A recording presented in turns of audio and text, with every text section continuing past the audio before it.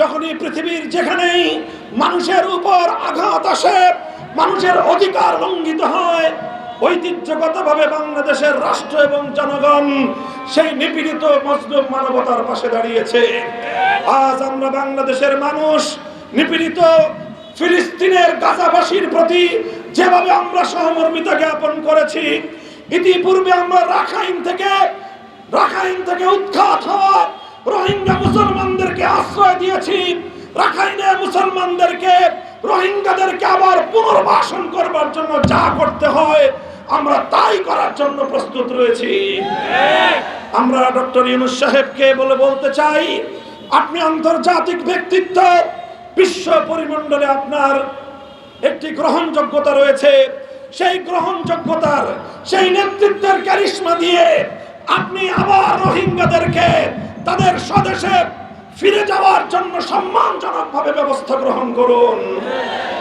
Rakhine এবং গাজার মুসলমানদের প্রতি শুধু নয়, ভারতের 30 কোটি নিপীড়িত মুসলমানদের প্রতি বাংলার এই শাহজালালের জনপদ থেকে আমরা পেগাম দিয়ে দিতে চাই, হিন্দুত্ববাদী মোদির বিরুদ্ধে তোমরা রুখে দাঁড়াও।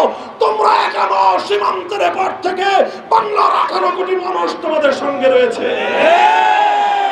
ভারতের বিতর্কিত ওয়াকফ আইন সংশোধনী বিল 2025 এর মধ্য দিয়ে শত শত বছরের মুসলমানদের মসজিদ, মাদ্রাসা, কবরস্থানের জন্য ওয়াকফকৃত শত শত হাজার হাজার একর ভূমি দখল করবার যে পায়তারা মোদি করছে, আমরা বলতে চাই, মোদি তুমি গোটা ভারতবর্ষে এখন একা এবং বিচ্ছিন্ন হয়ে গিয়েছ।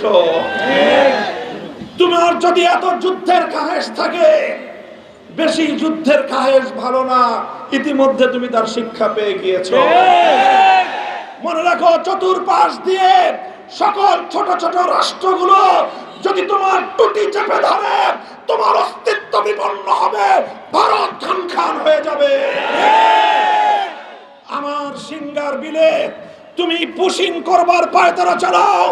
ব্রাহ্মণবাড়িয়ার বীর জনতাকে আমি সংগ্রামী সালাম জানাই। আগামী দিনে আপনারা সোচ্চার এবং সতর্ক থাকবেন। ভারতীয় আগ্রাসনকে সীমান্তের অপর প্রান্তে রুখে দিতে হবে। আমার সংগ্রামী বাংলাদেশের বর্ডার গার্ড বাহিনীকে আমি শ্রদ্ধা জানাই, অভিনন্দন জানাই। বীর দর্পে আধিপত্যবাদকে তোমরা মোকাবেলা করে যাবে। সংগ্রামী সাথী ও বন্ধুগণ,